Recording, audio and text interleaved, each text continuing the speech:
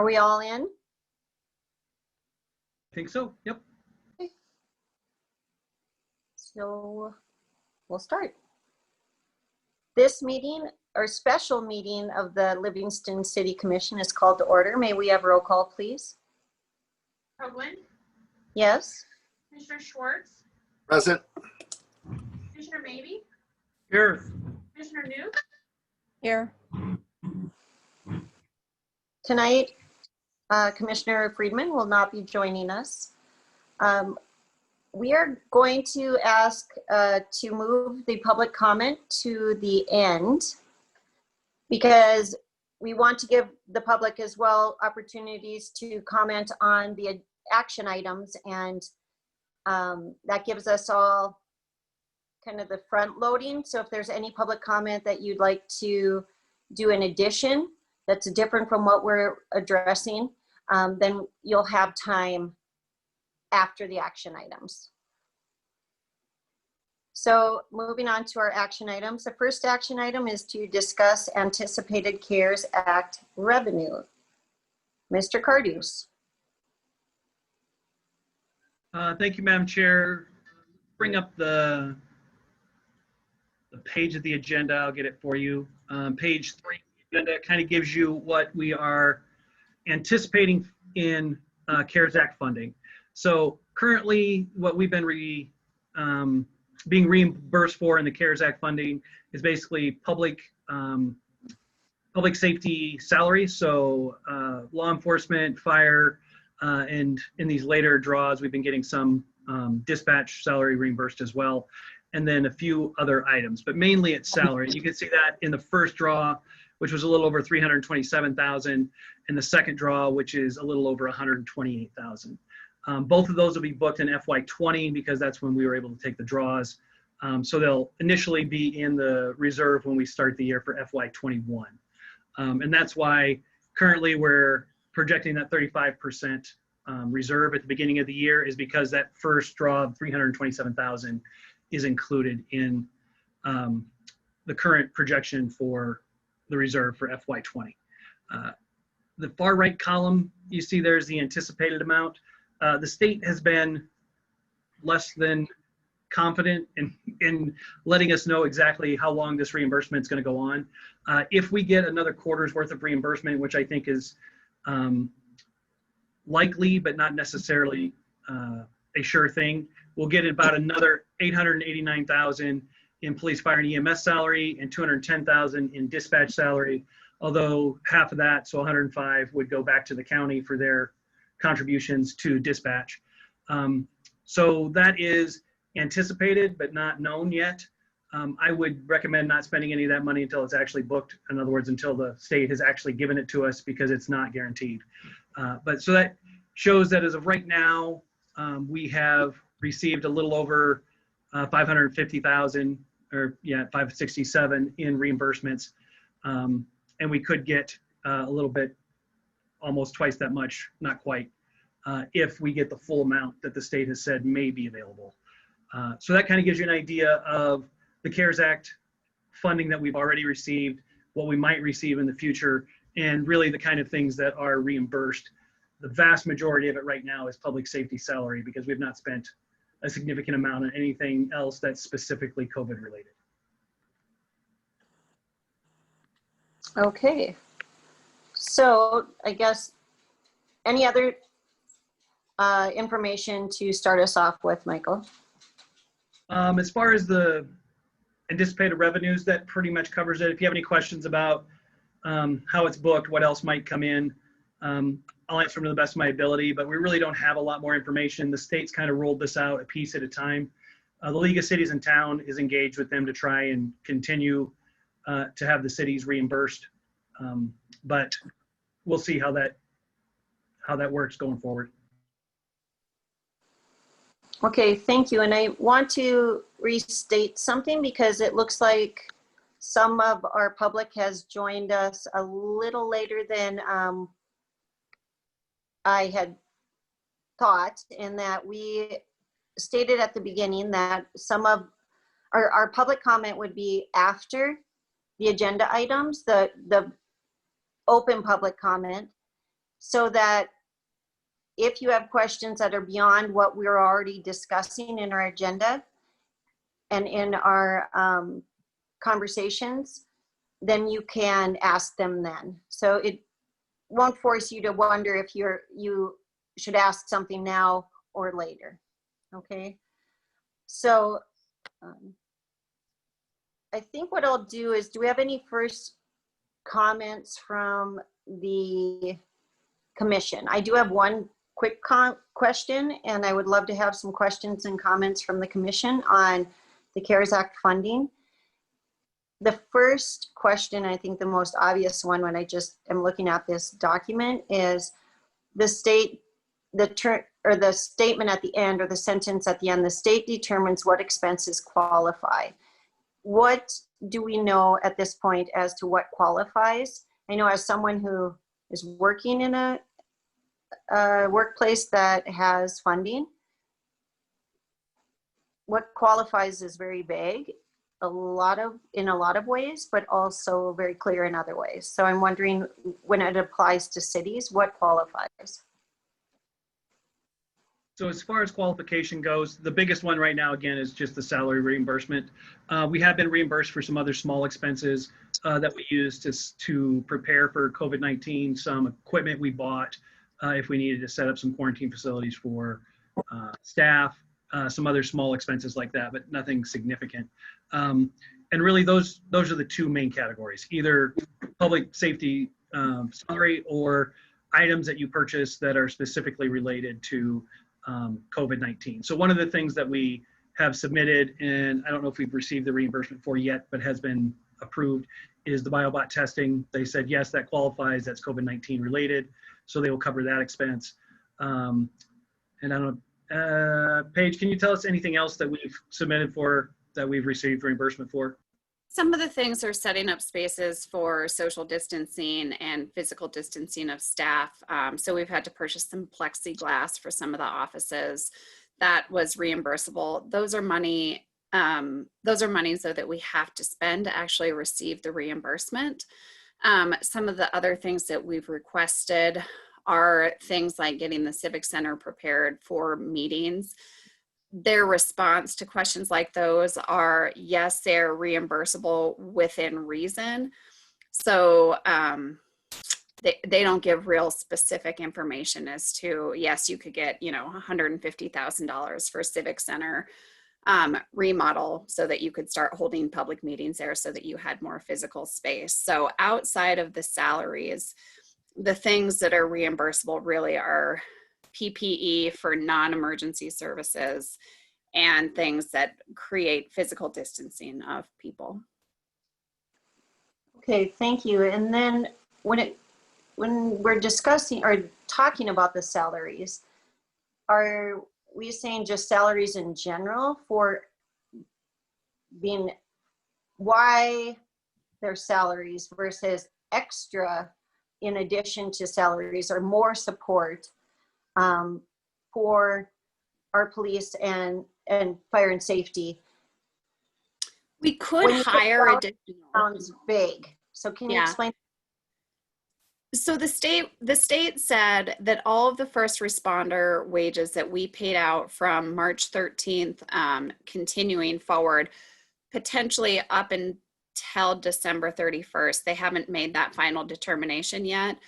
But the money that we spend for first responders is reimbursable. Then should we have to hire additional staff specifically to respond to COVID-19, that would also be reimbursable.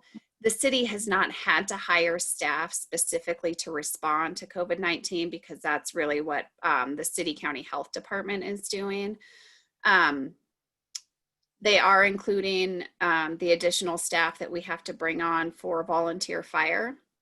And then any other employees that are dedicating 2/3 or more of their time to coronavirus, we could be reimbursed for those. But when we looked at that calculation, Mike is probably the one who spent the most amount of his time responding to coronavirus. He didn't meet that 2/3 criteria.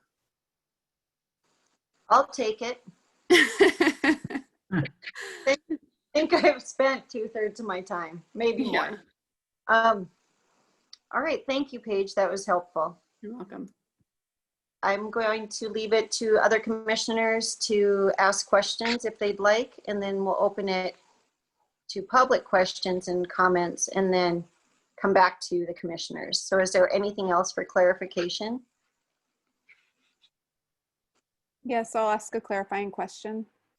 So Go I ahead, think, thank you, Darrell. So I think what, Michael, we're talking about is, when we're talking about CARES Act funding, then is the funding that is reimbursed back into the general fund that could go to general use after the CARES Act funding is spent on salary or the other things Paige named. Is that correct? Yes, it's all reimbursed Okay. based on something we've already spent, whether it's salary or other expenses. Okay. I just wanted to make sure. I think you've said that in the past. I just wanted to make sure. Thank you. And Darrell, you asked a lot of great questions. Thank you. Thanks, Melissa. Any other clarifying questions from the commissioners? We'll open it to public comment on CARES Act revenue, or to discuss anticipated CARES Act revenue. Any public comment?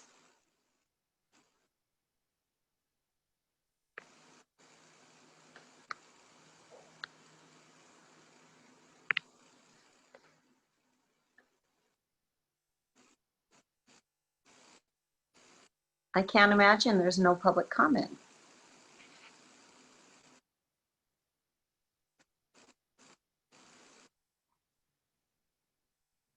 I guess I will ask another question. One of the questions I've been asked from public and within my job and within the city is the impact of COVID and just on community dynamics, issues that we've seen, or not issues, but kind of trends that are changing because of it.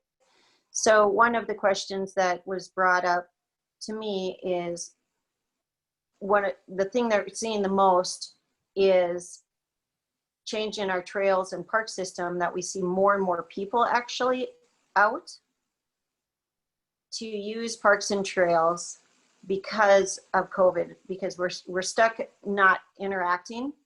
So we interact with nature and we interact with others just on a trail by walking. So I know that there's a lot of vagueness as to how we could utilize the funds, but people have asked, is that a possibility to look at how to, improving the dike trail? I'm just giving one example, because we know all the rocks are falling down, and it's something that is increased traffic on the dike is obvious, because, well, indirectly COVID, because now people are utilizing it at a different rate. So what I'm saying is there potential for looking outside the box of how we can use those monies beyond salaries that we're missing or that I don't know about? And I appreciate what Paige was saying, but I don't know if you guys have found anything out on other, kind of the things outside that first circle. What do you guys think? So I think you've touched on a couple issues there, and they're very close and I think confusing sometimes. And so it's a great opportunity to kind of delineate between the two. There's money that is spent on certain items is reimbursable, but once you get those reimbursed funds, they are available for most things. I mean, it's ideally you would put them back towards some of the places where they're coming from, so you would at least spend some of them to increase your capacity in police, fire, and EMS. But they're reimbursed into the general fund, and once they become part of the general fund, there's not a restriction on how they can be spent.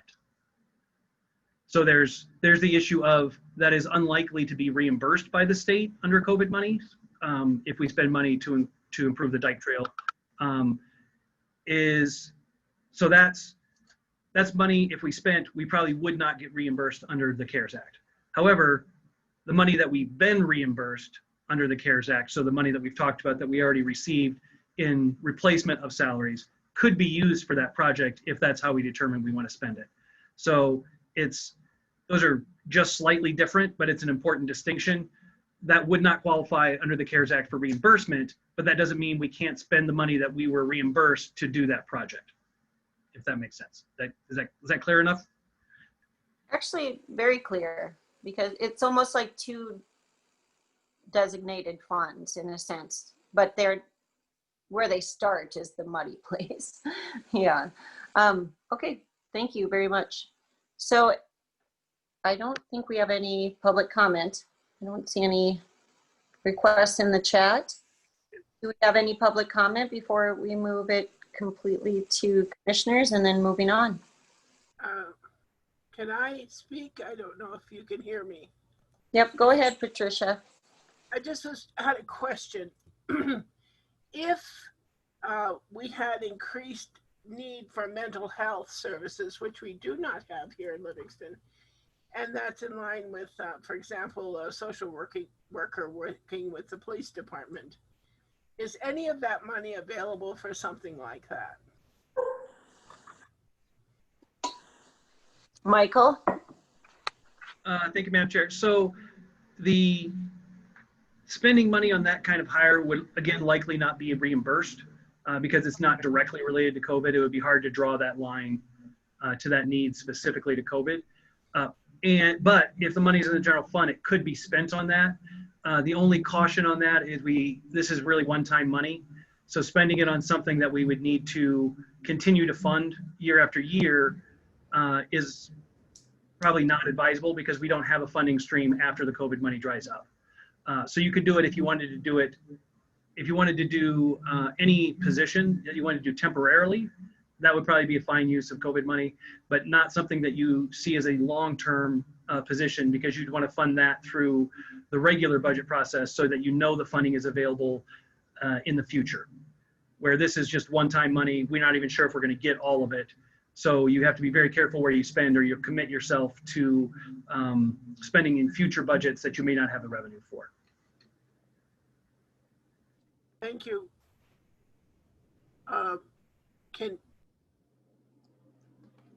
You still have time, Patricia. Are you done? She must be. Okay. All right, any other public comments or questions?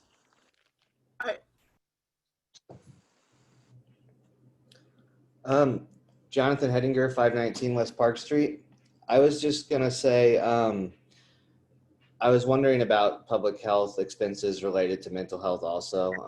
When the pandemic first started and we were talking about kids not being in school and things like that, I did some reporting that found that people were going to be likely to not, or that children were more likely to be, and at-risk children were more likely to have some adverse things and be more at risk during this. And I was just wondering, and maybe this isn't a place for the city to step in, but I was just wondering, like, they were talking about how potentially child abuse could be going up, domestic violence could be going up during this time. I wondered if that was just something that the city could have potentially reimbursed, because I know you can use those funds on public health related to issues caused by the pandemic. And I just know that was a really big question back in March and April, was how much of this isolation was going to lead to more abuse and less people finding abuse and things like that. And I just wondered if that was something that was explored at all. So thanks. Michael, do you have any comments on that? Sure. Yeah, we did look at that. That is not currently being reimbursed. I think the best chance of having that reimbursed is to do it through the health department. Because the city doesn't have a health department, the state is less likely to reimburse us for those type of expenses. But that certainly is something I know the county as well as the health department are exploring what they can be reimbursed as well. And they have hired several staff to do both some logistics and contact tracing and other items in the health department that are being reimbursed under that. And if if they were to look at something like that, they would probably have a better chance than the city, but I'm not sure the state has reimbursed anybody for that kind of care to this point. Thank you. Darrell, can I ask a follow-up question to that? Yes, please. Michael, can you clarify a little bit about the health department? Because while it is a county health department, the hiring is done by a city county health board. So is it a city county health department, just a county health department, or how does that work out since it's a city county health board that is the bosses of the folks that work in the county health department? So I think we've made that as complicated as possible, but I'll try and explain it.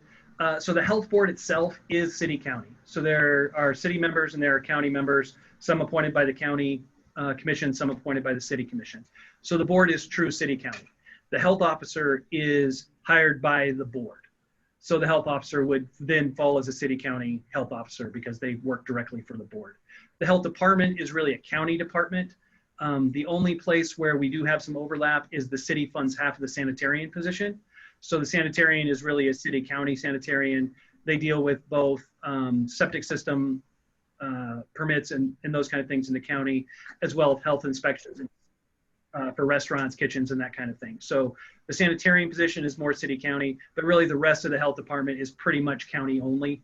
The health or the department head of the health department, I think, is also hired by the health board, which kind of makes that city county. But in general, most of the health department itself is county only. So hypothetically, in a hypothetical world where we can mesh all these questions together, there would be, it sounds like, the possibility that the city could put on additional staff under the city county health board, use CARES Act funding, but then the reality would be when the CARES Act funding runs out, the position potentially could end and the job would be lost. So the challenge would be, do we want to hire somebody just so they can be fired, or figure out alternate funding when CARES Act money runs out? Is that a good summary of what you were saying? Almost, I'm gonna tweak it just a little bit. As with most county city functions, one or the other manages it. And in this case, the county manages the health department. So it's like us, when we manage dispatch, we do the hiring. So any additional hiring done in the health department would have to be done through county HR versus city HR, because they're technically county employees and not city employees. So yes, the rest of it's correct. The county could apply for CARES Act funding and bring that additional staff on board, with the understanding that when the CARES Act funding runs out, they're not going to have a source to fund that position any longer. So you're saying you really can't hire anybody for that position because they're managed by a different pool of money, basically. Right. And really it's Okay. just, we contribute money towards it, but the county manages it. So it's their HR process that it would have to go through. Thanks for clarifying that. Any other commissioner questions or comments? And thank you, Jonathan, for your question. I guess, Darrell, the only other thing I'm thinking of would be this idea that was brought up about a social worker under the police department, but then it's the same challenge really with when the CARES Act money runs out. Do you just lay somebody off, or you have to find an alternate revenue stream to employ them? And we already know there's other challenges in that setup, but I'm just naming hypotheticals based on what the community brought up. Thank you. Maureen, Quentin, do you have any questions or comments just on CARES Act funding? Well, I have a question at this point. Is there any agency in the city or county that can investigate or deal with situations of domestic violence, or other than the police, or situations with child abuse? Does such an agency exist, or was that the state agency that was pulled? Well, I can answer that a little bit just from my knowledge. So the state has reported that calls have been down, but that's because children are not seeing the adults they used to see. You know, that's how they're equating it. So the position that, or positions that were pulled from here definitely are obvious. I mean, as someone in the field, but so it feels like such a separate entities too, that I'm not sure what the city can do to help in other than asking again and again to get people back. That's my opinion on it. Thank you.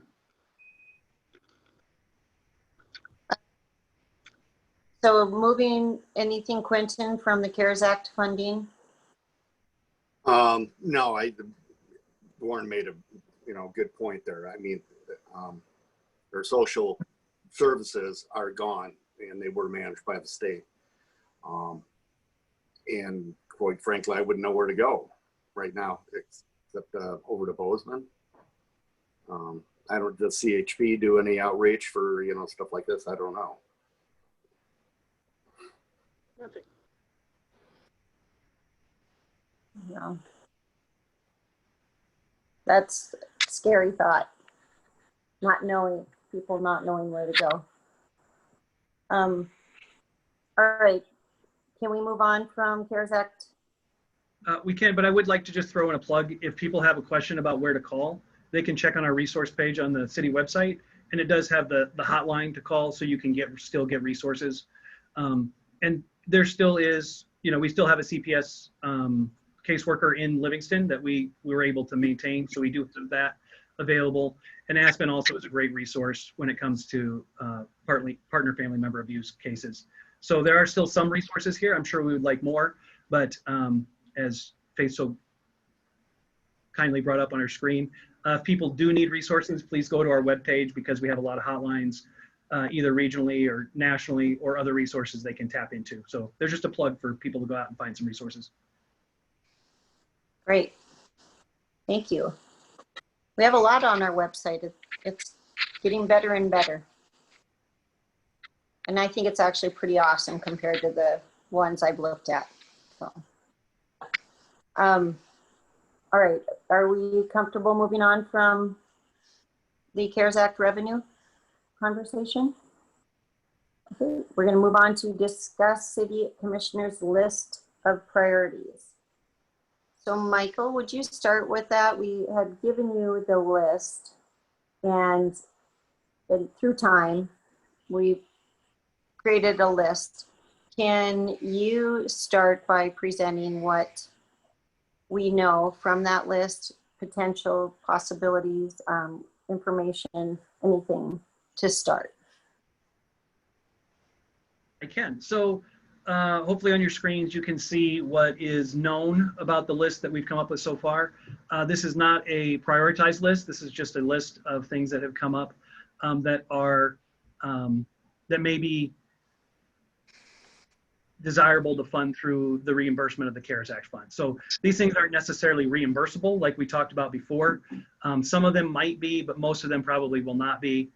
The only exception to that might be the Civic Center issues. There are some of that might be reimbursable.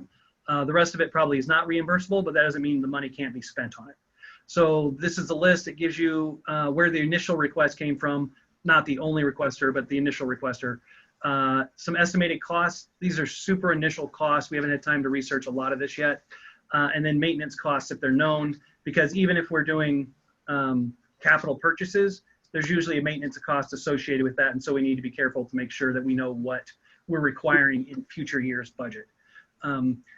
These items are limited to basically capital items. So I didn't include any of the staff issues that we were discussing, just because we don't have that future funding. It's just one-time funding. So between the two, some of this has already been funded or will be reimbursed. The BioBot testing you can see is already reimbursed. The additional funding for the extension office that was to help with some of the COVID-19 related applications of businesses to Park Local So that was funded and I think reimbursed. Some of this is already being done. We have anti-bias training on there. All of our officers received anti-bias training during their initial training at the academy. Chief Johnson has also initiated additional anti-bias training from a national trainer that they've been able to do online, and they've been accomplishing that over the last month. So that's already been done within the constraints of the current budget. And so the rest of it is just items that have been brought up by either staff or commissioners that might be good use of one-time CARES Act funding. The only limitations we have are, again, while if we receive all of the anticipated funds, we'll have significantly more funds. We have not received those yet, and we probably can't bank on them. And additionally, we probably want to be somewhat cautious in the fact that we don't know how COVID is going to affect future tax revenue. It hasn't affected the current tax revenue, and it probably won't affect the next tax revenue. But as we get into next year, either the second payment for 20 or as we get into 21 tax season, we really don't know how COVID is going to affect property taxes, whether it's going to reduce property values, which doesn't seem to be the case so far, or if people are going to be able to make those payments, or if you're going to see a lot more late payments or payments that have not been made. So I would recommend keeping a significant reserve just to cover those costs if our tax revenue in the following years aren't what they have been in the past. So those are kind of the guidelines. I'll let you guys talk through how you'd like to do it. I do have some ideas on how we could split this out and maybe get a lot of the priorities accomplished, but I will wait for you to go through. Well, commissioners, do we have any questions in regards to what we've presented so far, or how would you like to proceed? Darrell, I'd just like to make a clarifying remark. While I would love to take credit for all good ideas, that's not my style. So the initial requester for all the things by my name, I was not actually the initial requester for. So I want to give credit where credit is due, that most of that actually came from the community. Thank you, Melissa. And I'm guessing Parks and Trails, no offense, also has come from the community over the years through you. Yes, every year. So just to be clear. That's a really good point, because we're the voice for the people versus these are our ideas. So other commission comments or questions? I have a question on the what constitutes an emergency clean air shelter? I mean, physically, what is that? I can Mike. answer that. Okay. Go ahead. So the idea, Warren, I believe, is when there's times with dangerous air. So in Livingston, that would most likely be during an extended smoke season. There's some place that has filtered air that people that are high risk can retreat to, because as they're exposed to low quality air, it increases other health risks like heart attacks or death, strokes, all sorts of things. So an emergency clean air shelter in communities is generally a space that has the correct filtration to clean the air. Now, in the case of COVID with smoke, that would be another. It would be not just the thing that you wouldn't just use like the PM filters, like a HEPA filter like you normally would. In times of COVID, there'd be other types of ventilation considered also on top of the PM.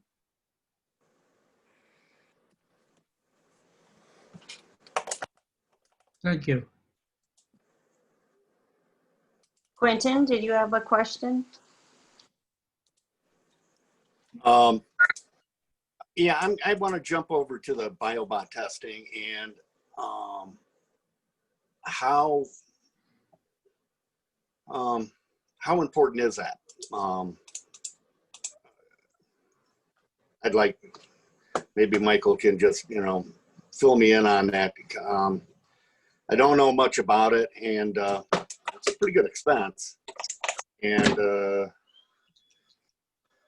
how much value does it have?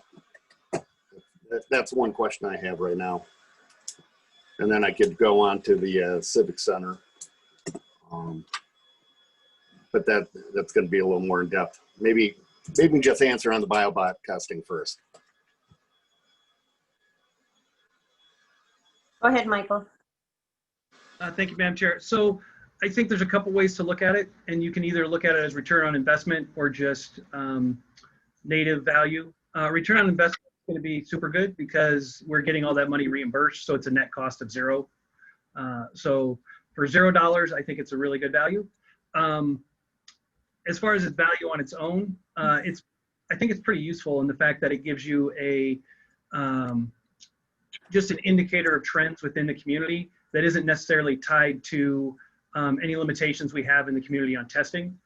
So whether or not we're doing surveillance testing or people are coming in when they're symptomatic to be tested, this number gives you an idea, just at least as far as Livingston goes, while it's not countywide, what trends we're seeing in the community. And it can also capture some of the trends that are driven by our seasonal visitors. So if it's a seasonal visitor in a hotel or stopping in to one of the local gas stations, if they use any of the facilities there, it's something that can be tracked. And I think that was seen in some of the numbers from early July, where it spiked significantly in the biobot testing, but not in the local health department testing. And that's probably, or at least could be, related to visitors who are coming through that aren't necessarily symptomatic, or who become symptomatic after they leave, or aren't being tested in the region. So it's a great additional data point. I don't think it stands on its own, but I think it's something you can add to the information that we're getting through the health department and through the state to really get a clearer picture of how things are looking in Livingston and to just verify our other testing methods. So it's really not costing us anything. It is, it's fully reimbursed through the state or whatever at this point. Yep, that's the best part. Okay. Quentin, can I ask something off of it before you? Yeah, please do. So speaking of long-term expense, is this not a long-term expense? Is there nothing in the future that will cost us as a city? No, we signed a 1-year contract, so that's the total cost for the year. And then that should get us into next spring. And at that point, we can reevaluate. And if we don't want to go any further, then there's no additional expense. Okay, great. Thank you. Go ahead, Quentin. Can I ask a couple questions off BioBot though before you move on? Thanks, Quentin. So first, I thought it was $26,000 you said for this first year, and this said 60,000.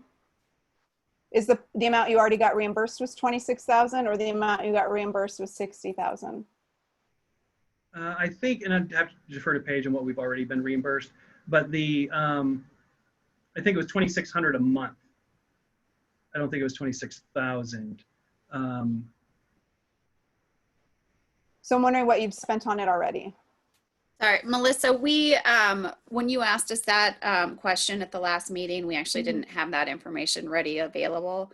So I answered that question with what I thought was correct. It is not, it is actually in the neighborhood of 60,000. We spend about $5,000 a month on the BioBot testing. So far, we've been reimbursed for all of that. So if we don't spend it, we don't get the reimbursement. So really it's not costing us anything to have this because it's all offset with CARES Act revenue. And actually, and this is a funny mechanism inside this. This is actually helpful to the general fund because the money we're spending is out of the sewer fund. We're not spending general fund money on the BioBot testing. We're spending sewer fund money on the BioBot testing, but all reimbursements come into the general fund. So the general fund's the winner in this game and the sewer fund happens to be the loser, unless we were to push that money back into the sewer fund.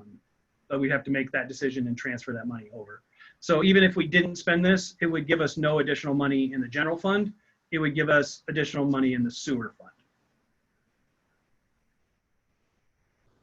I guess a couple things that stand out to me about the BioBot is, I mean, we're talking about it like it's free money, but it's not actually free money because it's real money that comes from taxpayers.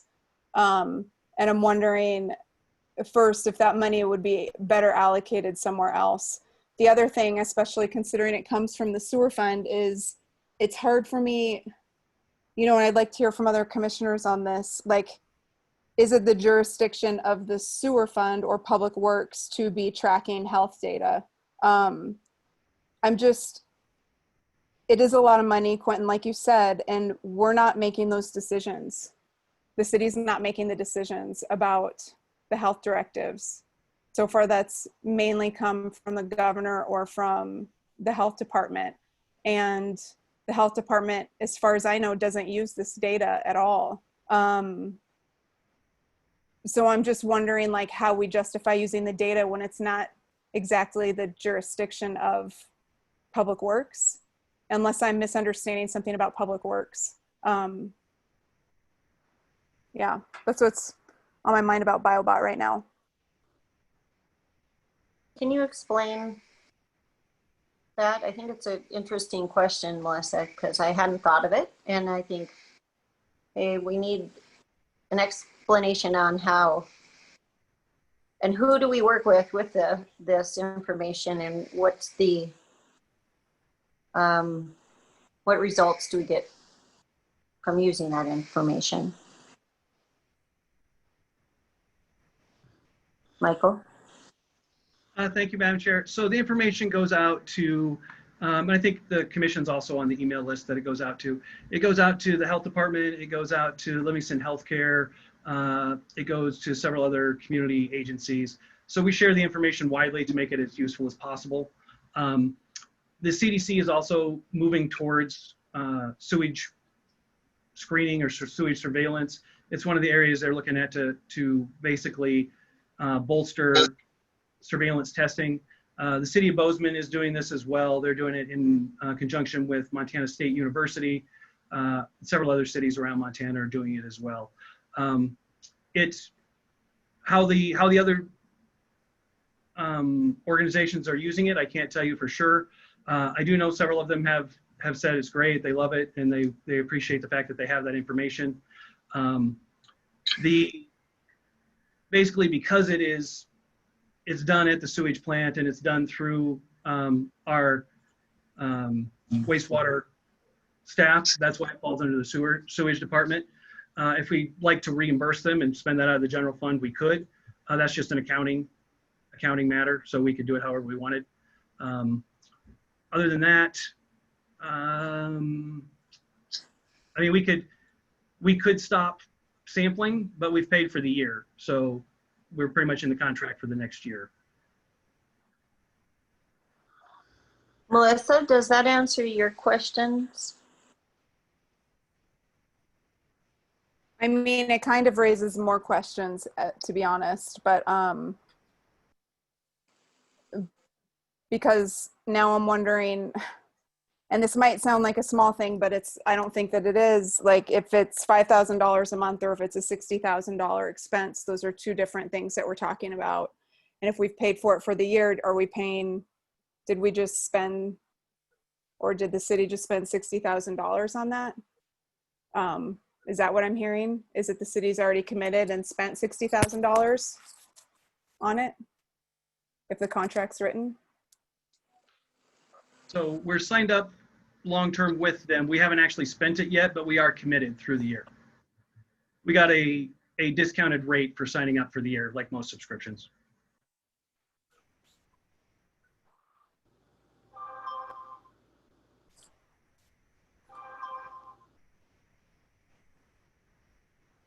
It's the amount that's on my mind right now, Darrell.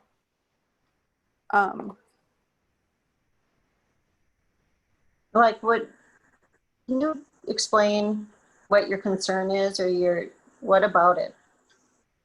Well, I thought, and maybe I'm misremembering, but I thought expenses of a certain amount had to come before the commission. like above a certain threshold needed to come before the commission. And it sounds like that's not the case, is that this commitment was made and the amount, it didn't come before the commission. And so, so the process right now is what I'm a little confused about. Because I thought we did the emergency, you know, like at the beginning back in, was that in March? Time is so strange right now. And we increased the amount of spending that didn't have to come before the commission to like 50,000. Do you know what I'm talking about, Jarrell? And so that's where my head is like trying to understand, like, how does this not, like, what am I missing? What am I not understanding here? Or am I misunderstanding? Yeah, Paige or Michael? I can go back and pull that resolution, but I'm pretty sure the amount we said was 80,000. I don't remember right now off the top, but does anyone else? Paige, do you know? I do not recall that amount.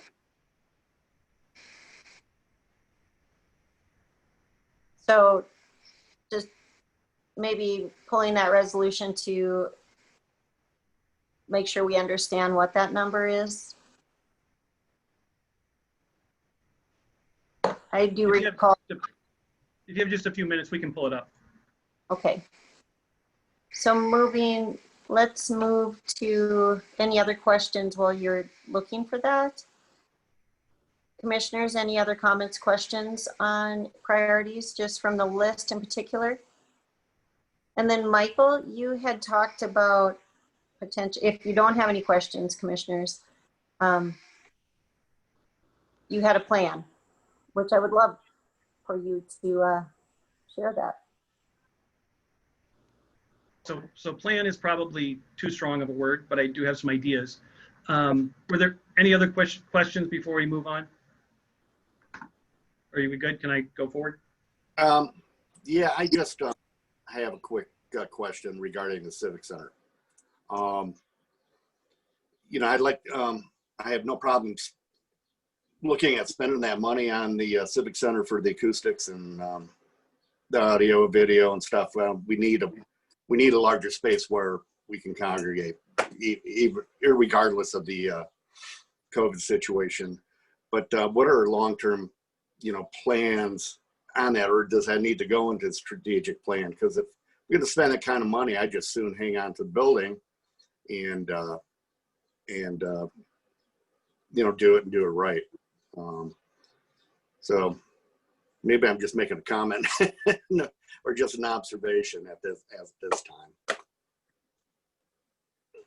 Thank you, Quentin. Okay, anyone else before Michael discusses his thoughts, I guess? Go ahead, Michael. We're going to pass it over. All right, thank you, Madam Chair. I think there's an easy way to look at this. I think there's at least an easy way to split it up is to say, let's look at where we are now and what we've already received, and then let's look at what we might receive in the future and see if we can prioritize between those two sections. Obviously, I still think we need to be cautious with making sure we have a solid reserve based on not knowing how the tax season is going to go in the following year. But I think we can get quite a few of the priorities that we have on this list funded, or at least mostly funded, and then we can just decide how we would go through them. So I think the easiest way to do it right now is if we spend about 180,000 out of the money that we've already received, we would be in a good spot even if we receive no additional funding at this time. So I would recommend somewhere around 180,000 in capital improvements. And I think we could split those through the priorities that you've listed here, at least in a way that makes sense to most everybody. I think we could set aside, and because we don't have a lot of these estimates in real great detail, I would probably just set aside buckets for now until we got full quotes and full details on how much each thing is. And Commissioner Newts can tell us what she thinks is more important or what the public has asked for. But I think to set up the emergency clean air shelters, we probably first need the air quality monitoring so we know when we have a situation that we need to set up the shelters. So I would probably start with the air quality monitoring and just set aside $50,000 to have a station installed. I've talked to the state on this already. They seem very amenable to have it hooked to their network. So they would actually do the work of having it available to the public via their website, so we wouldn't have to worry about that portion of it. And they've also indicated that they would most likely either maintain it themselves or at least maintain it at a much reduced cost, because they already are maintaining in Billings and Bozeman, and they would literally just stop here on their way from one to the other. So that might be an easy way to get that down. So that's $50,000 set aside for the clean air monitoring, or the air monitoring. And then I think we could set aside $50,000 for parks and trails. I know they're going through their process right now, trying to determine what their priorities are, but 50,000 is a good number. It would either do a pretty good project, whether that's a fencing project or whatever their priority currently is, or it could also be matching dollars for a grant if there's a grant that they think they're eligible for. So there's a couple ways they could use that. So we'd have 50,000 for clean air monitoring.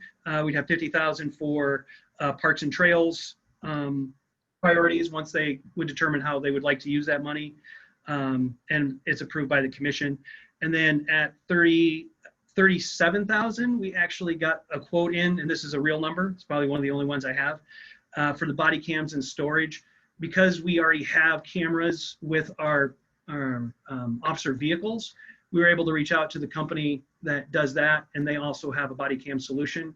And so for $37, we could actually get all of the body cams and the storage, a 3-year warranty on the cameras and a 5-year warranty on the storage. So it actually came in much less than I was expecting, which was good news. So that's 50,000 for clean air monitoring, 50,000 for parks and trails, 37,000 for law enforcement body cams and storage. And that leaves us about 43,000 out of that initial 180,000. And I think you could split that, depending on the commission's desires and the feedback you get from the community. That could be split in developing either the clean air emergency shelters to go with the monitoring, or in funding the warming center, or it could be split between the two, depending. I know we haven't gotten the feasibility study yet from HRDC. I think they presenting that soon. So I'm not sure what would be useful to them, but that's something we could look at. I think depending on what level of clean air emergency shelter we're looking for, I think we could do quite a bit with not necessarily a lot of money, and I would like to partner with the county health department. Ideally, the health department would be the one that would monitor and declare air emergencies and open up the shelters. But we could certainly help with the original funding and possibly storage of equipment. So some ideas for that. I think a distributed system would be good, especially in the age of COVID, so we don't have one massive place where everyone needs to go. I think facilities that we could look at are either specific rooms in the library, the field house on the north side, so that the north side also has one, possibly a community room, possibly the extension office. We don't want huge areas because it's going to be much more expensive to try and clean the air of a larger space. If we keep it to smaller spaces, I think we can use some portable equipment that we could get for not as much money, although I don't have quotes on that for you yet. So we'd have 43,000 to split between those items, or if we shifted the other money, we could fund that at a different level. I think that would give you the initial hack at the 180,000, which would cover a lot of the priorities, or at least touch on a lot of the priorities. And then if the 800,000 came in later, I think that's when you could look at funding the Civic Center and possibly funding the rest of anything we missed, whether that's finishing out the clean air shelters or more of the clean air shelters, or a housing action plan. If we got that money, then we could push it towards that. In the meantime, I think because the Housing Coalition right now is doing a lot of good work, I think if they were provided some of the products that other cities have already produced, they could review those and decide if they met our needs or how much of our needs they met. And then we would have a better idea in the future if we wanted to move forward with our own study, what we wanted, what it would look like, and we'd have some, I think, better, be able to plan better as we get that money in. So that's just an idea of how we could do it, splitting it into 2 buckets of now and later, and still maintain a really healthy reserve for future anticipated revenues if it comes in, and future loss of tax revenues if that materializes. So that's just one way to look. Well, thank you, Michael. I do have a question that just comes to mind from this. So with the body cams, which has to do with protecting our police as well as the public, but also protects them, and is used in ways that, I mean, could protect them from COVID even. That's stretching as far as how I'd explain it, but have we considered asking the state for reimbursement of those cameras, or could we? Because of the safety aspect? We've done an initial reach out to them. They were not very excited about that possibility. So No. it's unlikely that we would get reimbursed for any of that. All right. I thought I'd ask. Can I ask a question about body cams since you just brought them up?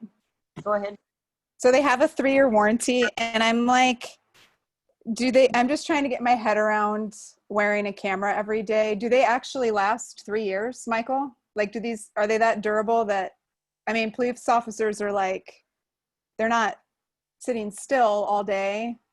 They're certainly coming into, serious contact with people at times. So I'm wondering, like, is it 3-year warranty? Do they really last that long? I don't have data on exactly how long they last, but my guess is if the company is willing to warranty them for 3 years, that they last 3 years. That's pretty good. That's better than I expected Yeah, I would have thought they were disposable. Yeah. Yeah, and the actual cameras themselves were actually less expensive than I would have expected. They're only about $900 a camera. And that's something that we probably could budget for fairly reasonably to replace them on a 3-year rotation. And I think that would be feasible long-term. Melissa, are you done? Yeah, I'm with body cameras. Yeah, thank you. And then another statement or question, I do want to have us consider looking back somehow at the social worker concept, and just thinking about the success that we have had in our district. We have a liaison, so the liaison is that connection between 2 groups of people. And in this case, the liaison connects families to need. And in the future, I would love to see us thinking about how do we connect families in crisis to the social worker, which is then the liaison between the police and the family in crisis, because it's more than just the perpetrator, but the family involved in it. And the one, it's bigger than just a police officer and a perpetrator. Thinking about that big picture, what happens and what the impacts that it has, and the advantage of having someone like a social worker or a liaison that works with the families, the victims. The victims are often in the closet hiding, right? So helping somehow connect that and putting that on our plates and on our priorities. Just my thought. Can I ask you a question about that? Sure. Is that like a contract position with, like, does the school contract someone in this role? Is that how it works? Yes, working in unison with other entities. So, which I think we do really well in the city. We've had, we work with the county and then the city and then the schools, it depends on the position. or we work with the state, something. But everyone contributes, or organizations like Park County Community Foundation, who gives back a lot, or A&B West, who they're donating and giving back to early childhood right now. And so working with them. And so it becomes like a trifecta of support instead of just one entity. But still under the city, then it has that connection really to our police, and supporting the police work when they have to go into these really difficult situations, supporting the police as well as the victim. I really like that idea, Jarrell, because I think for one, it sounds sustainable. And for all the reasons that you named, that it's not just the perpetrator that needs, or whatever the word is we want to use, that needs support, but it's also the victim and the police, right? So like all of that trifecta does need support. I like this idea. I like this idea that you're proposing. Thank you for bringing it up. Thank you. I would love to open it to public if we don't have anything else in the moment. I have a couple follow-up questions, actually, if that's just details about what Michael said. Is that okay? Go ahead. Michael, does the field house have air conditioning? I don't even know. It does not. That would probably be one of the upgrades that we would do in coordination with this, is it does have, I think, central heat, so it would just take a compressor on the outside. But that would be one, I think it would be great. It would be necessary to use it as a clean air shelter, but I think it would be great just in general for use of the public to have that capacity to have it air conditioned. Yeah. But yeah, that would need to be upgraded. Yeah, and then the other was in these estimates that you shared, did you consider ventilation? Did you consider ventilation in the Civic Center at this point? Has that been one of the estimates or not yet?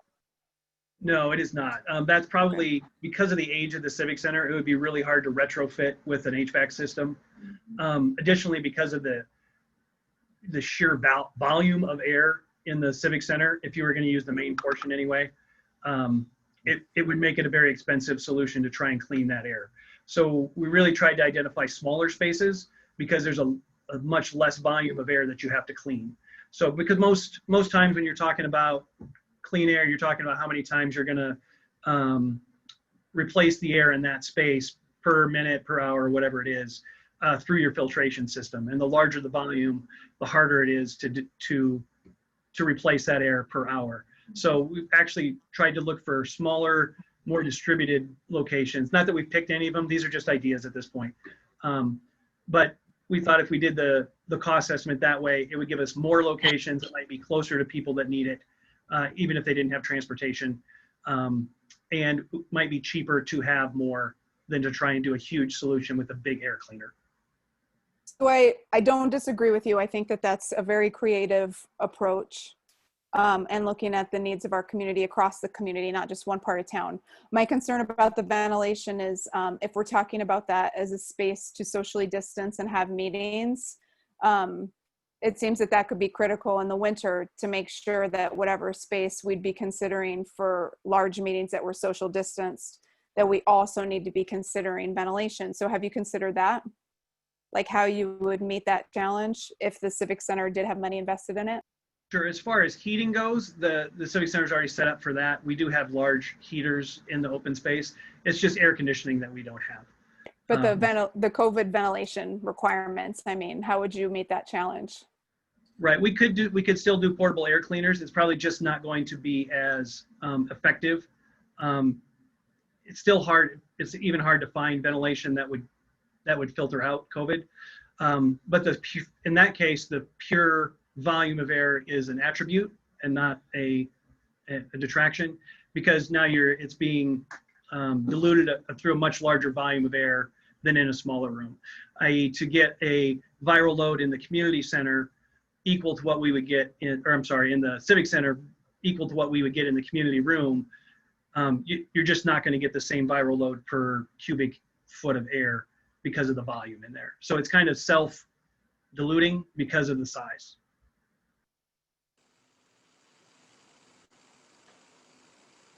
Okay, do we have any other questions, comments, Melissa, before I open it to public? No, thank you. Thank you, Chair Hoagland. I had a couple questions. Go ahead, Warren. The clean air shelters, how long do people spend per day in them on average?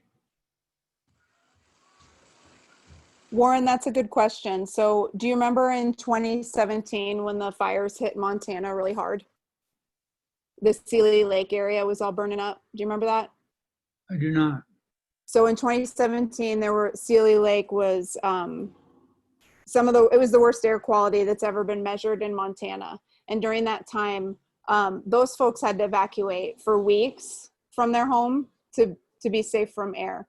Missoula was pretty critical. So that would be a good question to ask the health department, Missoula County Health Department, what they would recommend. I'm sure that, Laurel Dr. Desnick is probably connected to those folks, but that's a question I would probably ask one of those communities that's been hit hard for extended weeks.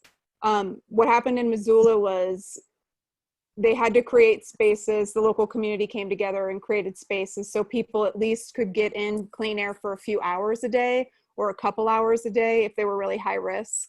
But when we're talking really high risk people, I don't know that there's a safe amount of time to be sitting in 100-degree temperatures and a lot of particulate matter in the air. It's not good, but I think that would be a good question for the health department. Missoula would probably have some real data on that. Yeah.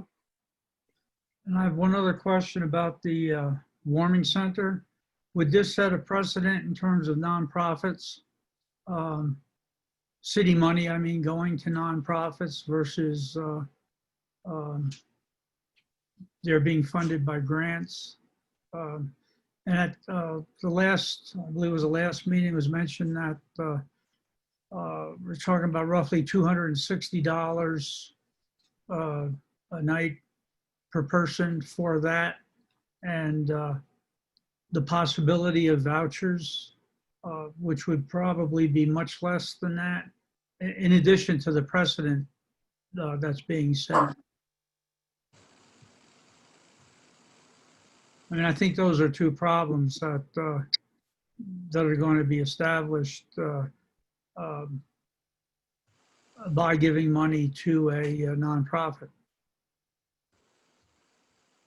And we have in the past had some funding for community nonprofits, not much, but that are connected to city work.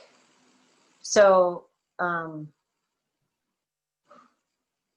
is the warming center part of our bigger plan as a city for affordable housing?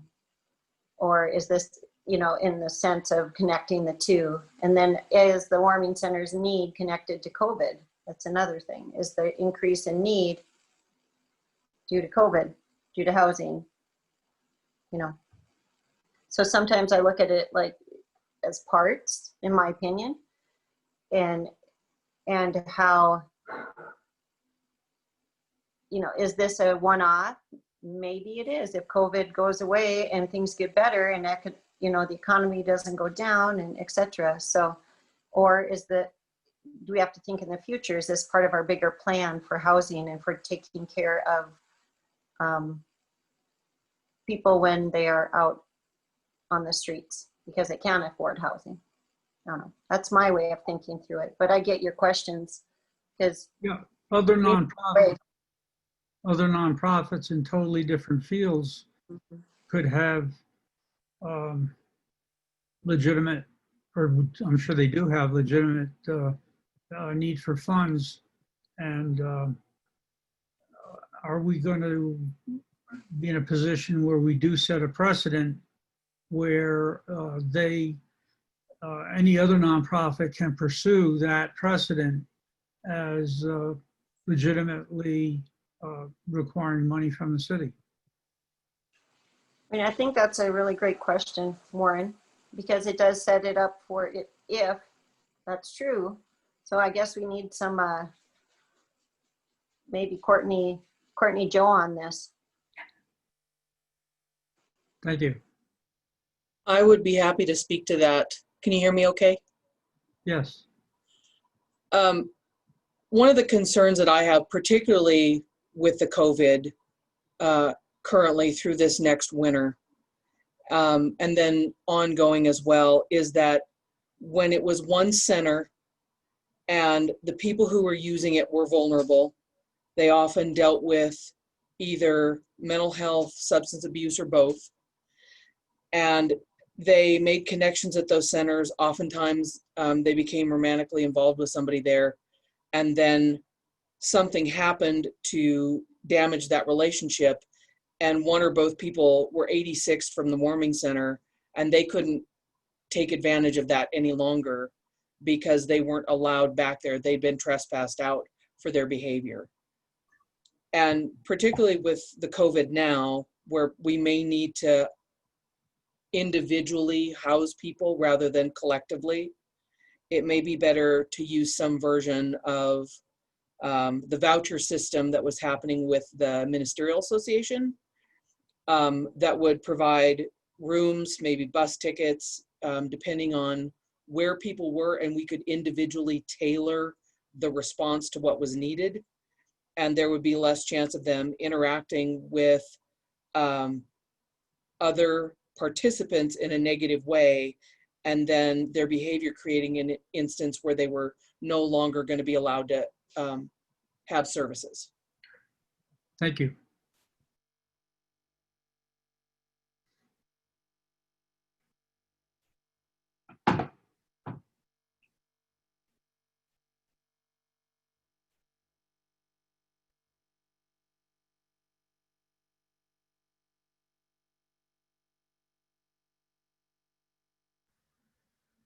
Chair Hoagland, I think you're still muted.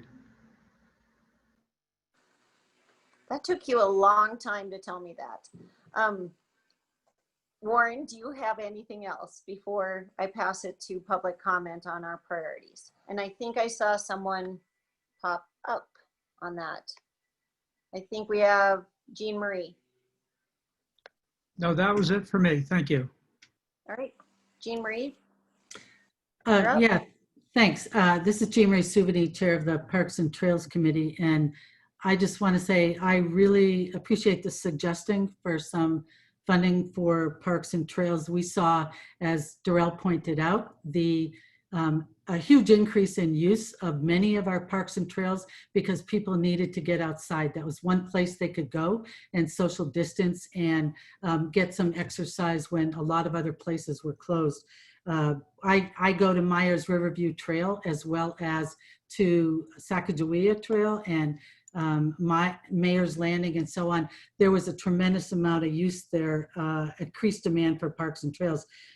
There's a lot of demand. There's a lot of possibilities for helping improve these areas for the city's residents, including simply the maintenance to keep them up.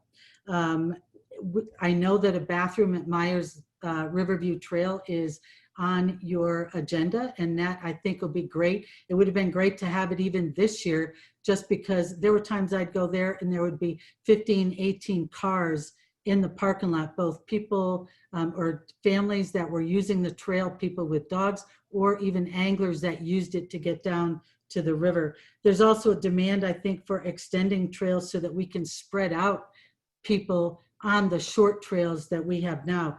One of the approach that we're looking at as a committee, and we'll be discussing it next week at our meeting, is simply what are the priorities the community has said are important to them over the last 10 or 15 years. We're looking at the Parks and Trails Master Plan, the Outdoor Rec Survey that the city sponsored last fall, the 2020 Growth Survey, public comments, as well as going back to the Trails and Greenways plan from 2007 and 8, because there's remarkable consistency in what people say they want, not just for outdoor recreation, but for enhanced transportation alternatives. So there is a lot we could do that I think will help respond to what people say they need within a time of this virus and beyond.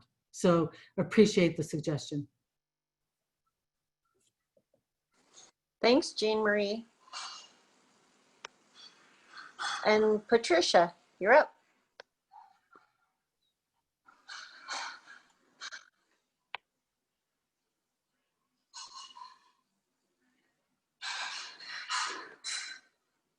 I don't see her. I think she's trying to connect. You ever, Patricia, are you there? I think you're on mute. Am I on? We can, you just went back on mute again. There, take it off one more time. You were almost there. There you go. Okay. First of all, I want to thank this commission and the city manager for being creative in trying to address these priorities. Thank you very much. It is appreciated. I want to say on the warming center, I concur with the city attorney. I have housing in Livingston, and until we lost the main hotel, we had Love Incorporated. So if someone was cold and went to the basement of the Grable and I found them in the morning asleep, I could get a hold of Love Incorporated and they would give them a unit over at the main hotel with a voucher. It was really a public-private partnership. And that's a possibility for the city to take a look at potential housing, as city attorney had said, and then find individual vouchers. It's I don't know what the future of the main hotel will be, but it certainly was useful in the past. There are the units like that available in the community. And I think working with the housing studies as well, that could be really looked at seriously. There are other communities that do the public-private partnership and allow for vouchers. It's a much better use of both private and public monies. I also want to underscore what Jean Marie Sauvigny said about parks and trails. I find that they're used more and more.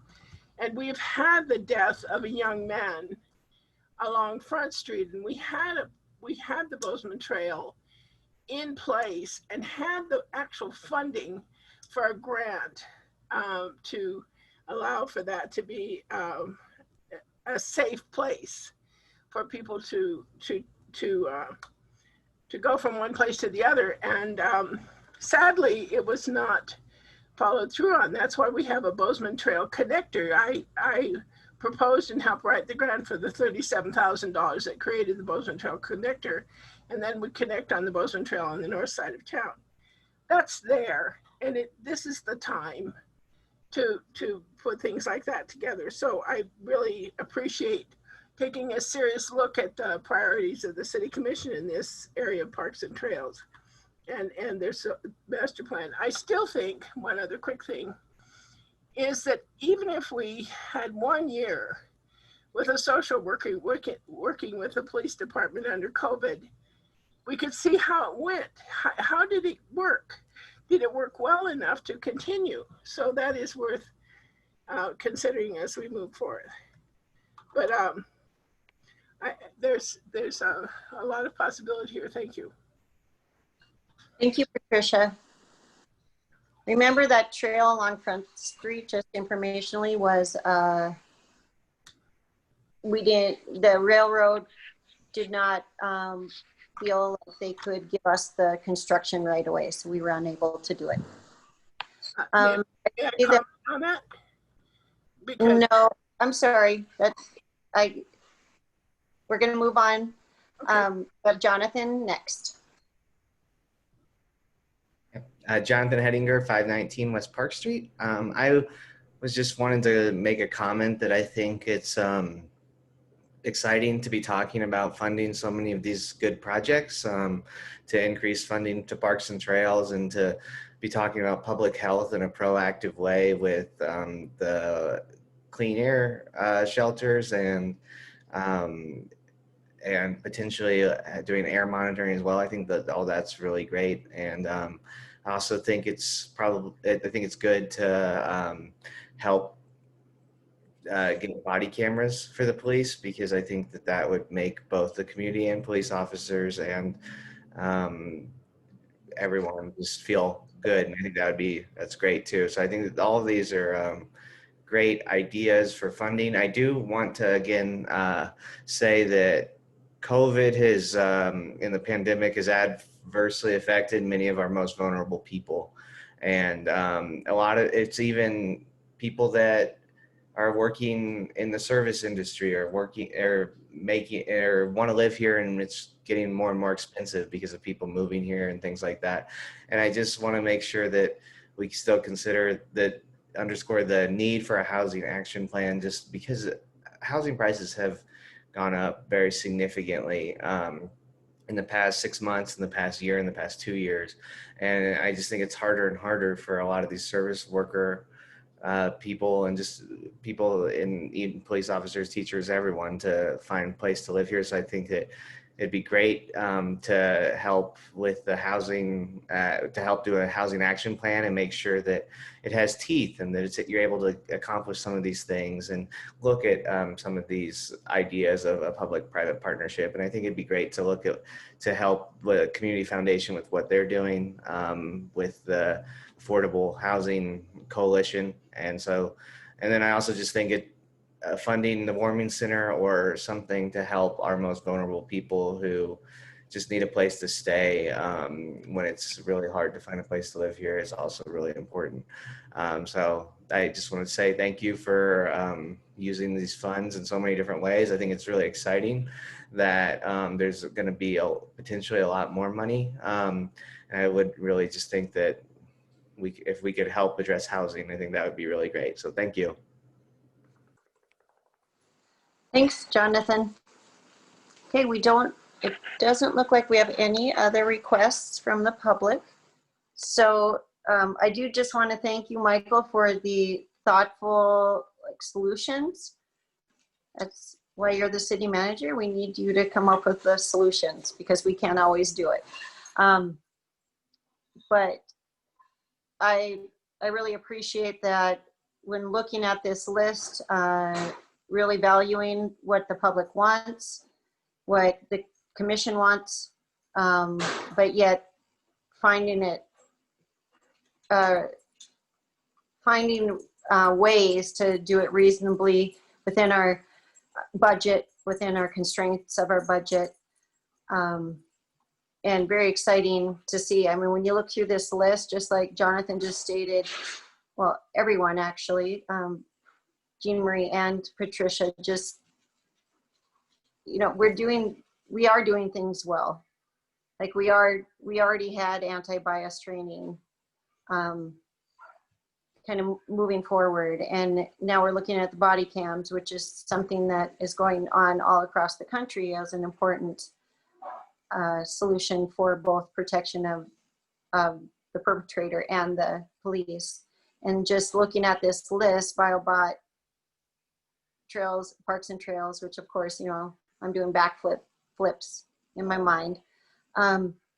Warming center solutions, housing action plan is potential down the road. And again, working with other community members under other entities to figure these things out instead of just the city driving all of the funding, driving all of the planning, which also means more money that it takes from the city.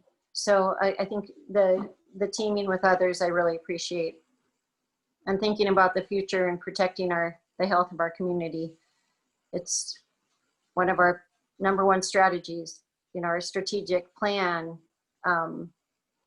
important whatever's, I can't think any longer, but I really appreciate it. Other comments, commissioners? Where do we go from here? Commissioner Schwartz, if I could comment, Madam Chair. Go ahead, Quentin. Yeah, I like the way Mike laid out these priorities. I think this is a great start and something that we should look at, especially the body cams, you know, get that capital expense out of the way now while we can, and go from there. And I think a lot more, and I personally will do this on my own, is to look more into the warming center. I have been involved in the past with the ministerial association with vouchers and stuff like that. And I don't know where it stands today. And I know there's very little money, if any. And, but that's something I'd like to be, because I see it coming, you know, something that needs to be set aside so we can take care of people in these emergencies when they get kicked out of their house or whatever, that we can give them vouchers and put them up for a night somewhere instead of, you know, in a crowded shelter. But I'm going to look more into the warming center myself personally, and so I will be able to talk intelligently about that. Other than that, no, I like what we have here going forward. So thank you. I yield.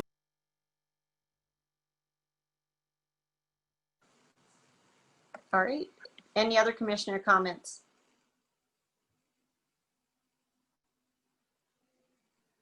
I mean, I don't know the direction you want this to take. Like, are you wanting, what kind of feedback are you looking for right now?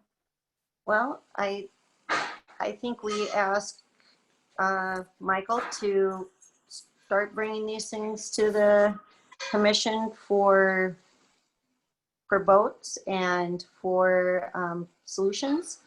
And we continue moving forward through our priorities list in where necessary, as if, you know, in a normal setting, he brings to us on the agenda various items. And I think these can all come to us in one way or another in the future on how we fund it, where the funding's from, or is it within the city's just work and then we get an update or an information. But I think I feel very comfortable with where we're at.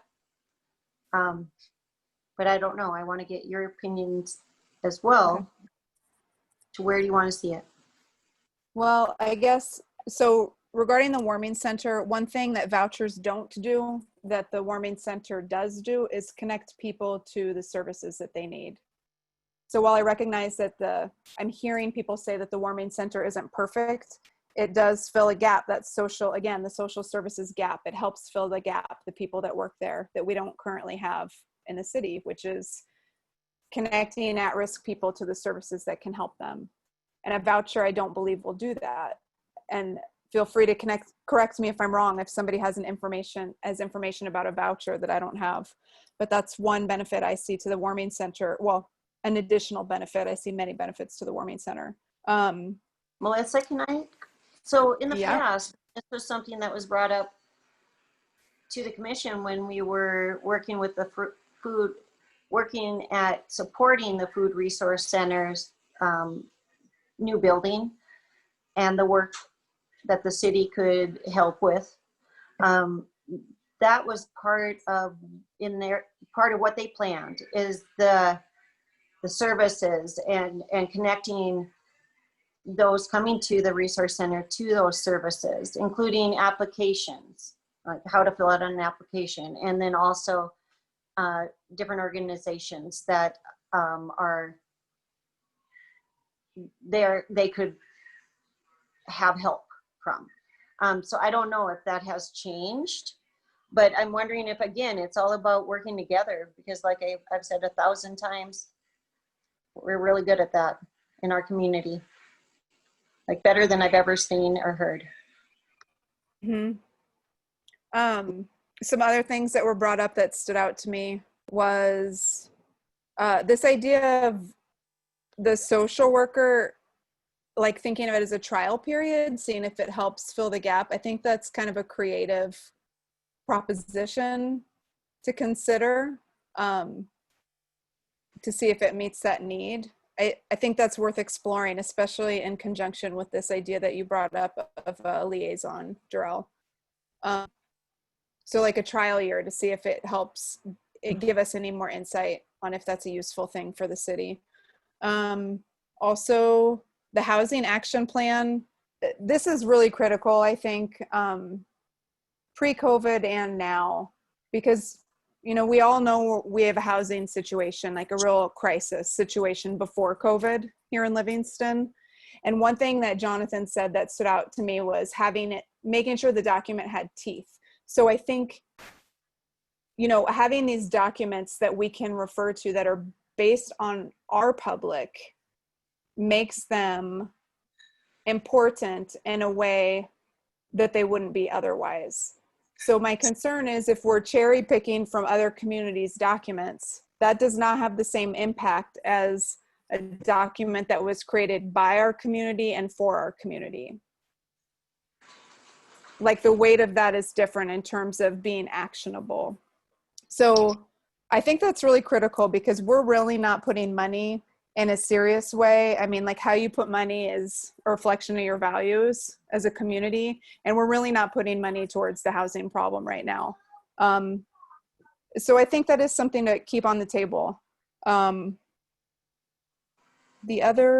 think that's the main feedback I have from the public comment. So thanks for all those ideas from the citizens. And then the other thing I'm wondering is, like, I'm concerned, Darrell, I don't want things to just fall down the list and keep falling down the list. I want to make sure, like, how do we ensure that decisions made here tonight will not be sort of, pushed forward in perpetuity? How can we make sure that they're followed up on? And then the last thing I wanted to say was, Michael said, he would ask me what my priority was between air monitoring and the clean air shelters. But I think that's not a Melissa decision. I feel that that's a commission decision. I don't think that I'm a representative of the public. Certainly I have ideas on it since I have my day job lends some experience into this topic, but I don't think that that's like my decision to make. I think that that's like Livingston decision to make, so. And I think that's a decision that we could make, or the city could make along with commission, with more knowledge of like process and steps and, understanding that kind of what do we need? Where do we start? Where do we go? That's the city's job to bring to us. And Michael, do you want to answer that question she said about how do we keep those priorities? I know what happens is it's not, I don't think, intentional all the time, but often we just have so much work to do. And as we talked the other night, we have a lot going on.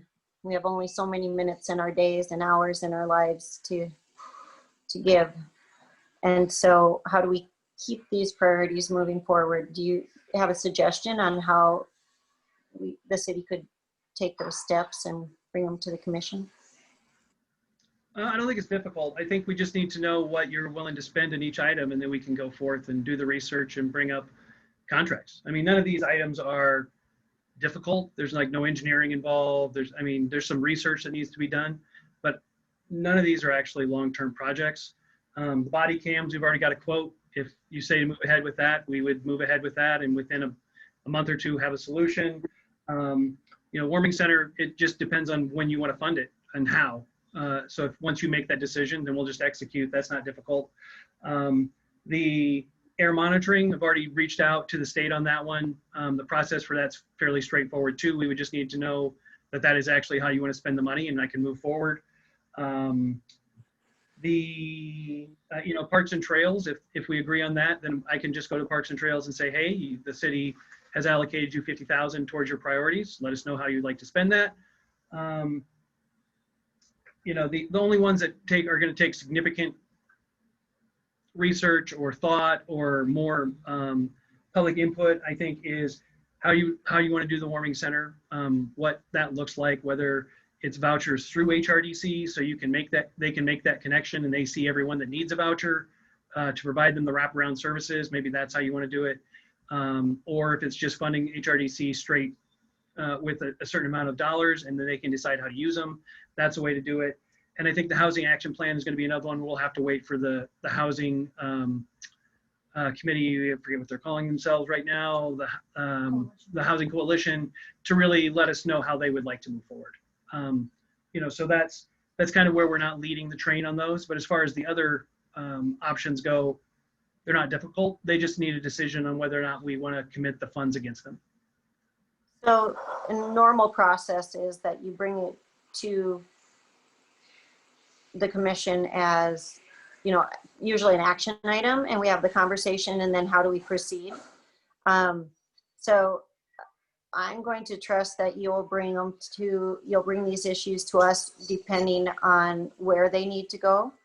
I would love to see the body cam issue just move forward. And often when we have funding, we're not talking about it for months ahead of time, or we have a need for funding. We have you bring to us, or the city brings to us, a plan and a resolution or a contract. So I see that one moving forward in that direction. But again, it's all about process. You guys are the experts on our process and how we move items forward. I think all of this can move forward really quickly if tonight, as a collectively, you decide that you would like to assign at least those buckets of money to those projects. Then I can go forward and start working on contracts and bring those to you, as long as I already have the guidance that yes, you would like me to move forward with those. I mean, I'm only one, but how do we move forward on? Do we make a motion? Let me see. I have to go back. It's actually, Darrell, it's been an hour and a half. Can I make a motion for a 5-minute break, and then it'll give also time to pull up that resolution? Definitely. And then we can, would that be okay? And then we come back and. Yes. Okay. And this is a scheduled 3-hour meeting? Or 2? Yeah, 3. 3. Okay, that's what I thought. Would that be okay? Would you entertain that motion? Do we have a second? Second. Okay, we'll take our break and then come back, get the resolution, and then move forward. I don't think it's going to take 3 hours tonight.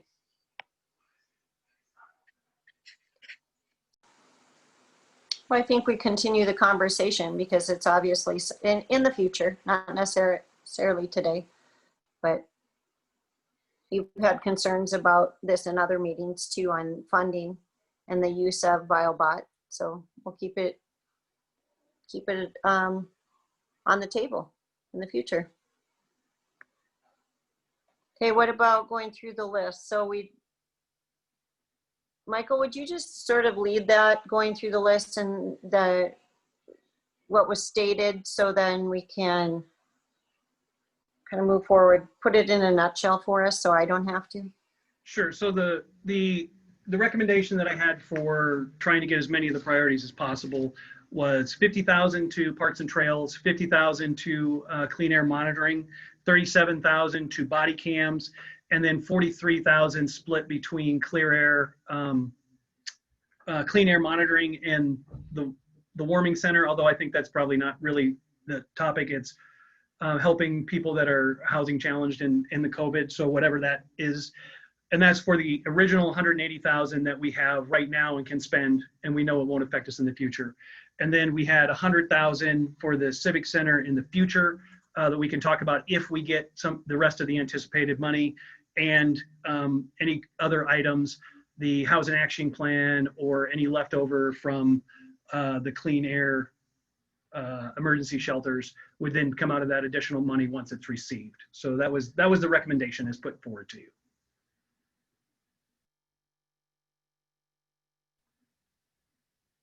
And you're still muted, Chair. Hold on. Any clarifying questions?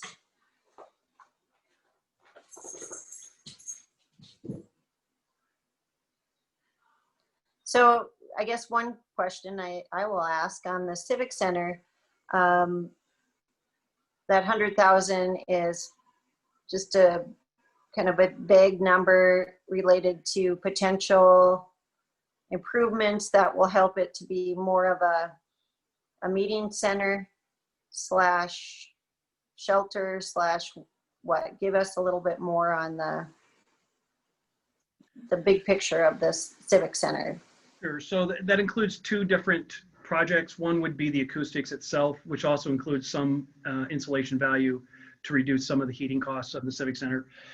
So that would be the first step. And then the second step would be a complete audio video installation of both projectors, screens, sound systems, and mic systems, and possibly built-in camera systems for public meetings in that area. So it would make it completely usable both for rec events such as weddings or any other type of movie screenings or anything that people wanted to do in that area, which would be rentable out, and also would be available for commission meetings, other public meetings. We could share that space with other organizations if they needed it. And so that would be the end goal. However, I think right now that's probably something we don't need to address specifically. There's going to be a lot more information that we need to get, especially on the audio video system and whether or not we get the additional funds. So I kind of put that in the category of we've kind of earmarked what we want to look at if we get additional funds. But right now I wouldn't move forward on any of that other than getting the information. I would move forward with the 180,000 that we can spend right now. Okay. Commissioners? I already stated what I think. I agree with that, with Michael said about the Civic Center. I think we need to discuss more about that and the longevity of that building and stuff like that. So definitely in favor of just leaving that out for the time being. But I think this list that Michael's come up with is great. I think it's a great start, and I think we should initiate it and move forward, especially with the body cams and that, and parks and trails and air monitoring. And then, yeah, let's move forward with this. I like it. I yield. Thanks, Quentin.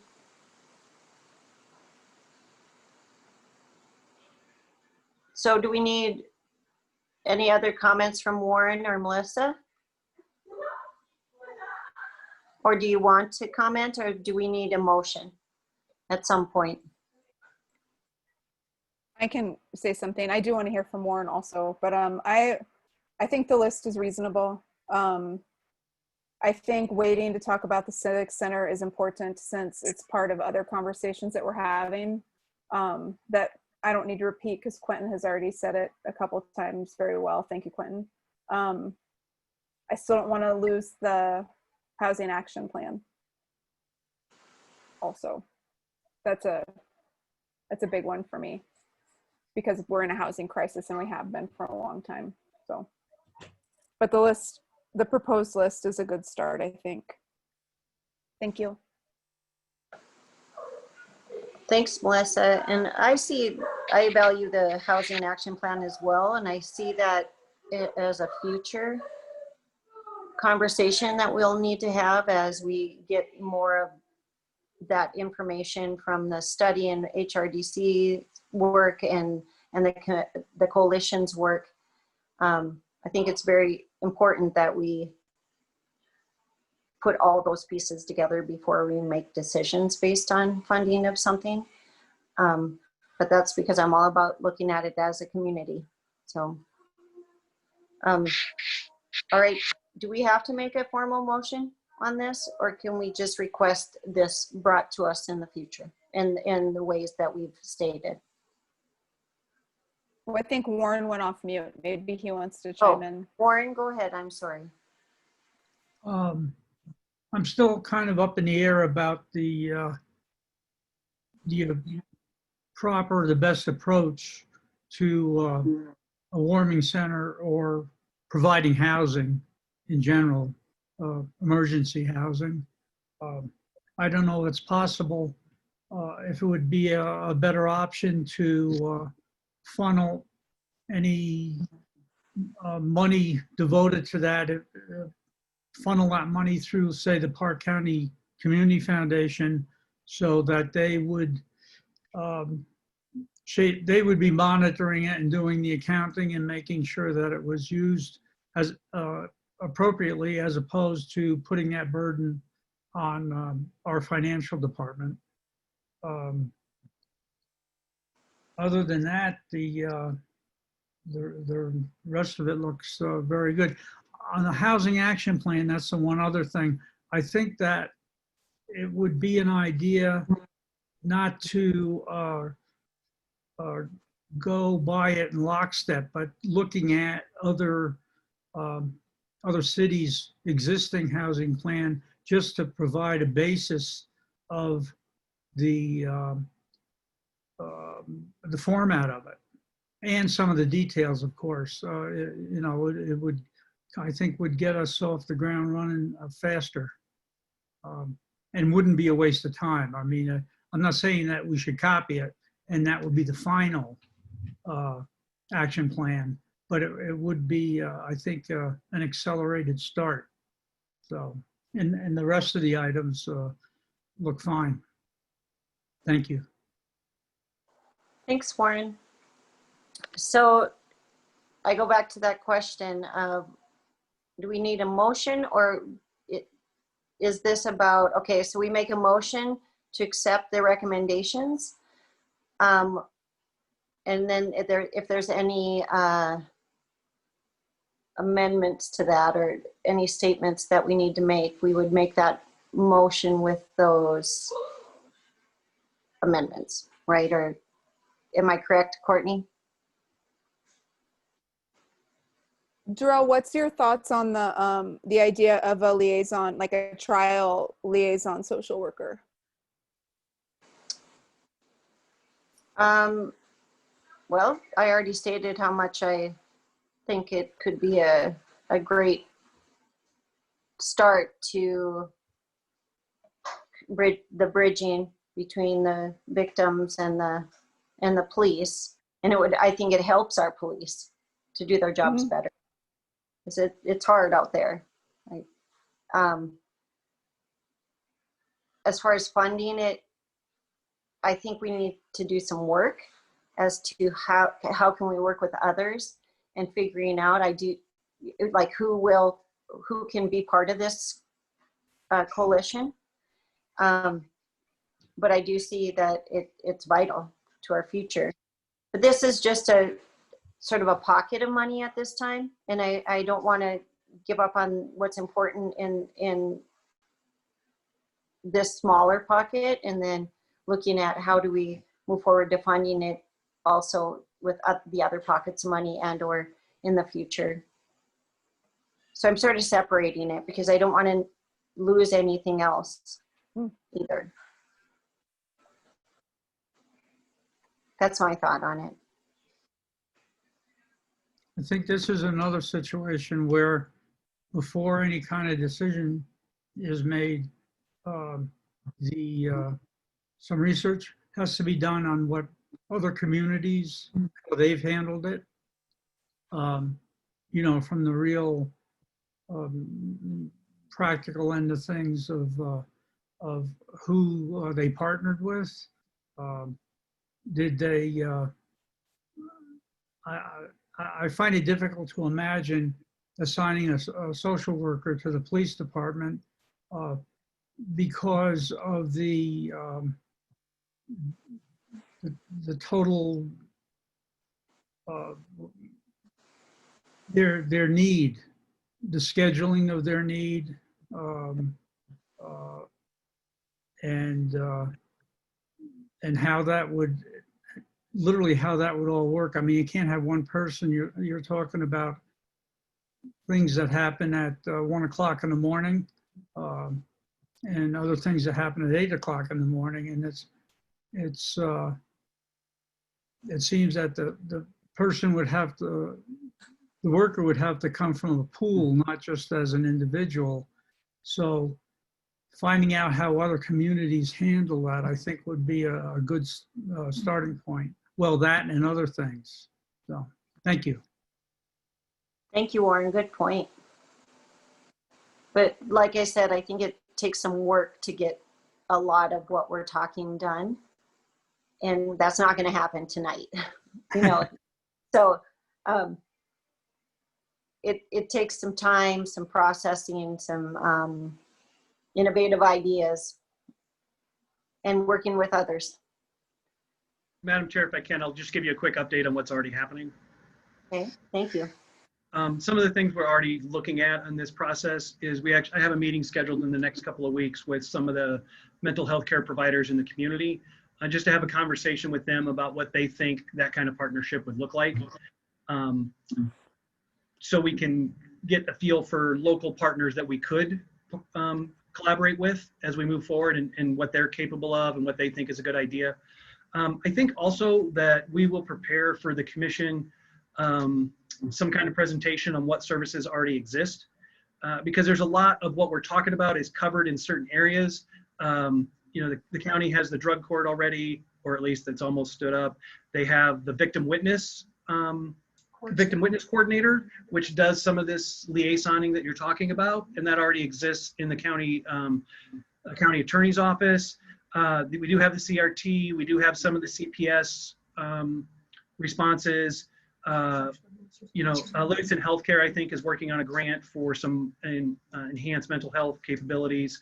So the community has some of these services scattered throughout different organizations, and maybe just a presentation on what exists, what they do, and how it works would be a good starting point before we try to move forward with something. Well, and I think it needs to connect to the police, though. I think some of what your list is saying, they're separate somewhat, right? But we need to make sure that we're talking about how do we support the victims and the police in this case. And we know the CRT doesn't get here fast enough. We know that. We're at the end of the line. And if something's happening in Bozeman, they get the person and we wait. And so, but trying to bridge that, and I agree. I think, again, it's looking at what we do have, and then how do we bridge what we have with the police and making their job easier to support them while dealing with these very intense situations that are not necessarily related to the criminal, but to the also to the people around them. Yeah, can I piggyback off that, Jarrell? Yeah, because you're bringing up an important thing that has not been brought up yet, I don't think, and that is Michael, maybe, you know, we can go deeper into this conversation when we talk about police policy, but when there is like a crisis event and people are experiencing trauma, it's not just the non-police people that experience trauma, but police officers also experience trauma. And so I think what I hear you saying, Jarrell, is that when you have these people that can deal with crisis or trained to deal with crisis situations in this way, not only do they serve the public at large, but they're also helping the police in that situation so everybody can get some resolve from whatever the traumatic thing was. Do we have that service in place? Because that is, I think, why it's important to link this to the police, because they experience a kind of trauma that other city employees don't experience because of their job. So we do have that in place. We also have it not just for trauma events, but we've incorporated into the union contract just general mental health, because it's not always singular traumatic events, but sometimes it's built up long term. It's cumulative. It's not acute. So not only do we have resources set aside for acute, where we bring in counselors from outside, but we also have services available to our officers for that cumulative trauma, where they can take mental health hours and they can avail themselves of some of the services that the city has agreed to pay for. So we look at it from both directions, not just acute trauma, but also cumulative. Thank you. I remember reading it now that you're saying it. Thank you. Okay, can we move to a motion at this point, or are we okay with the recommendations and moving forward on those recommendations tonight. I guess we're at that place. So I think we should be. I think we're ready to make a motion. I can make the very long motion. Okay, go ahead. Great. So I'll make the motion because I took notes of Michael's recommendation: 50,000 to Parks and Trails priority, 50,000 to air monitoring, 37,000 to the police body cams and storage, 43,000 divided to be determined between clean air shelters and warming center or crisis housing solutions, and talking about the civic center allocation, housing action plan, and the remaining clean air shelter funding at a later time. I'll make the motion, we approve that. I'll second. We have a motion by Newts and a second by Maybe.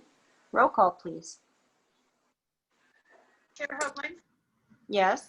Commissioner Schwartz, Or Commissioner Friedman. Okay. Excuse me. Commissioner Maybe, Four. Commissioner Newts. 4. All have it. Motion passes. We're going to move on. We have next on our agenda, any city manager comments? Actually, you were going to do public comment at the end.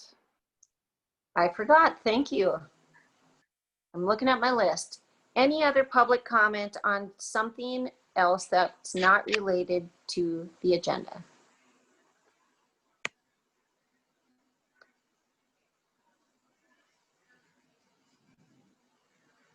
Any public comment?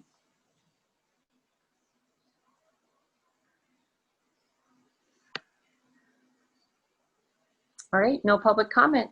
Thanks, Melissa, for always keeping me on track. I'm getting hungry, so just saying it. City manager comments. I do not think I have any city manager comments for you tonight.